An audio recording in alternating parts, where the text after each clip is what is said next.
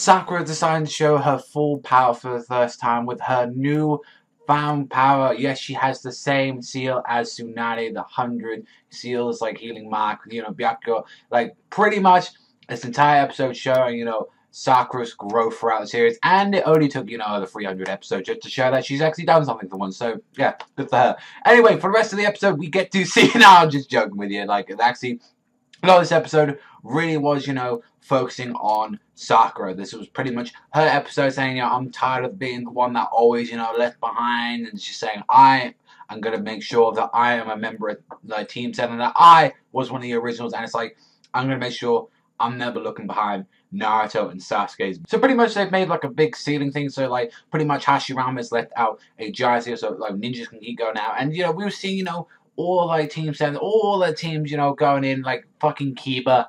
You're so butthurt, shut up, like, just because you can do a three-headed dog technique, it's like, oh, what do? You can do, like, a new technique, see, like, Hinata, growth in her fantastic, she can't fall behind Naruto as well, just because Sakura's got a new power-up, doesn't mean she can, by power, finally learning, the 8 trigrams, 64 palms, and it's like, normally she was already, like, restrained herself to, like, 32, but she was able to finally do the 64 palms, not to mention, we got to see the Ina Shikacho formation for action, do this giant, like, yo-yo trick, just flicking it around, and I gotta say, it was actually a very awesome moment just to see, all of like the team's like growth and all that. Hell, you even saw Sai in this episode doing saying, I'm a member of Team 7. It was pretty much just showing all, just all of the past, tuning like squad just going in, like tuning Jonies, like it was awesome just to see them like from all these years, because that's what I wanted to see for a long while. A lot of Naruto kind of took away the elements of like all of them like sort of interacting, and that's why I like the original Naruto for. I mean, yeah, regardless of what, I love the story that we've been given, but it's like,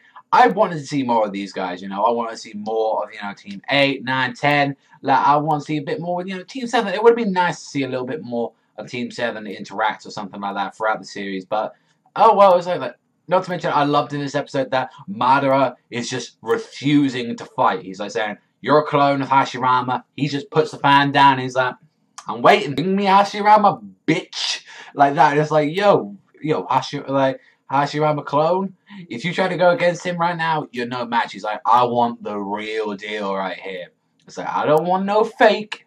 I don't want nothing that is superior to Hashirama. It's like, he wants that Hashirama-kun very muchly so he can settle his score once and for all. And I kind of like that because, like, Madara is shown to be a little bit impatient and all that throughout, like, the further, like, as we've seen from Naruto, but definitely when he knows that this is important. Not only is this like an important matter that he never really got to settle all those years ago, but this is a matter of pride for him as well. It's like, I want to make sure I can fight Hashirama, and it's just building up in this episode that this is just going to be one hell of a rematch, that this is just going to be absolutely crazy when these two go in, and it's like, definitely some build up for that, and it's just like, a lot of the episode was just mainly just Naruto and his friends, like, fighting off, all the little 10 tails, little fodder sort of like monster things. And it's like, for what it was, it gave some good progression on the whys of characters and all that shit, like how far they'd come and all that. But I felt like we should have like had this more fleshed out in the war and, stuff like that. But like, regardless of what, I thought it was an enjoyable episode, and like having all of them, like the legendary free Sani, like something like all their summoning, like summoning jutsu, like something like Katsuya, like a little